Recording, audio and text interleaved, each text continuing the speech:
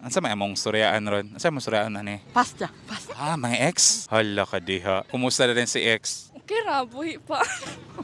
Okay ra, suryaan kung anong nagbulag ni ex. Pila may nahimong ex? Sa Isa pa, nganong nagbulag. Ay, cheater. Oh, sa ba? Anong cheat? Kisa katugan. dagan mang source. Si Marites 1, si Marites 2, ana. So, na-confirm ni mo personally or gikan ras mga sources? Gikan ra sources. Tuuro kay kagad? Believable gyud kay ni mga sources ni mo? Yes. Nastoryaan ni mo in person siya? Wala. Kay makikistoryan ta ko in person pero di man siya masagot. So, nagbulag ra mo through chat? Yes. Pero imong giingnan nganong nailain? Akong ingon niya call of ra pero ang iyang tubag kay siya wala ko kabalo og naa pa bay usob. So mo na to siya. So, siya mo'y gi-end. Yes. Anong call off ra imong gi-declare? Kanan ra ko ngayog space. So, sobra ka sa pangayog space ni space yun ka, oh. Paduol. So, imuhara is space ra, wala ka nakigdaritso bulag. Unta. Nya ending, siya mo ni confirm. Siya mo ni end noon sa relasyon. Oh. So, kabalo siyang na siya sayop. Ngano siya nga dito man ta nagkalabuan. Kay ako man siya itog-anan nga kay nakabalo ko nga gakuyog sila sa iyang ex. Then Ay, gichitan ka sa iyar Japong ex.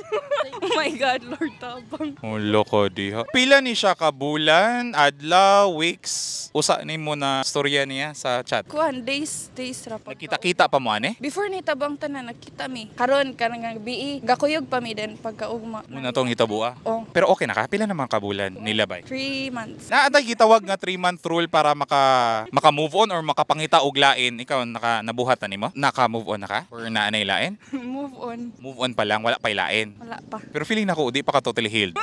Minsahin nimo niya. Shout out nimo. Or shutdown nimo. Bita-bita pa dayon. Okay na ko pwede na po ko ipasakit ang balik. Uy, grabe po ka. Open pa ka? Usba ayaw po. Bitaw, unsay imong na-learn atong situation na? Dili magbeg sa mga attention, sa time. More siya. Lesson learned. Insahin nimo si mong kaugalingan. Padayon laban lang sa life. Dagang lakis kalibutan. Correct. Makapangita rago kang tawong may gugma sa imo ha. Nga wa na ilain pa makitaan, di ba? Correct. Nara may kuan mo ingon nilang karma no maabot ra pud sa iya ha. Wala po taga una-unag sayop no wala taga ampo no pero Naaman jud na. maabot na na iyang time. Correct. Ug maabot ra po imong time nga maabot ang perfect nga tawo para sa imo ha. Amen. Thank you Lord.